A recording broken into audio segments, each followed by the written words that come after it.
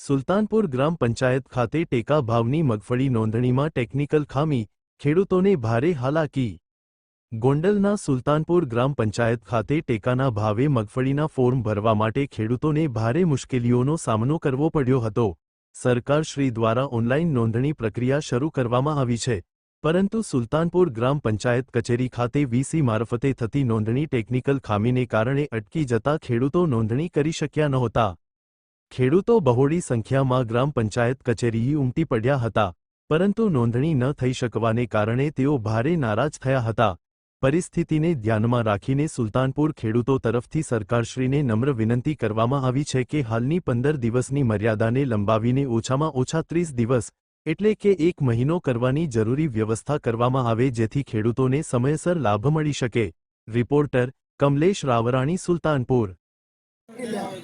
આજ રોજ ખેડૂતને મગફળીના જે ઓનલાઈન ફોર્મ ચાલુ કરવાના હોય અને સર્વર ધીમું હોય, અત્યારે સુલતાનપુર ગ્રામ પંચાયતે લોકો એકઠા થયા હોય અને સર્વર હાવ ધીમું હાલે છે, તો સરકારશ્રીને અમારે ગ્રામ પંચાયત સુલતાનપુર વતી એવી નમ્ર વિનંતી કરી છે કે ભાઈ ખેડૂત અત્યારે બહુ હેરાન થાય છે અને સર્વર થોડું કાંઈક નેટ આવે એવું કરે તો ખેડૂત હેરાન ન થાય। અને બીજું એ કે ખેડૂતની એવી માગણી છે કે 15 તારીખ સુધીની જે મુદત છે એમાં 1 મહિનો કરે એવી સરકારશ્રીને અમે નમ્ર વિનંતી કરી છે સુલતાનપુર ગ્રામ પંચાયત વતી।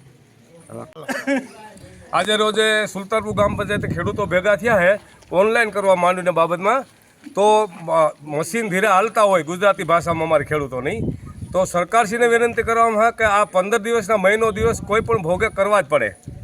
તો અમારા સરકારની ખેડૂતોને વિનંતી છે કે 1 મહિનો મુદત લંબાવી અને ખેડૂતોને રાહત આપે આવી।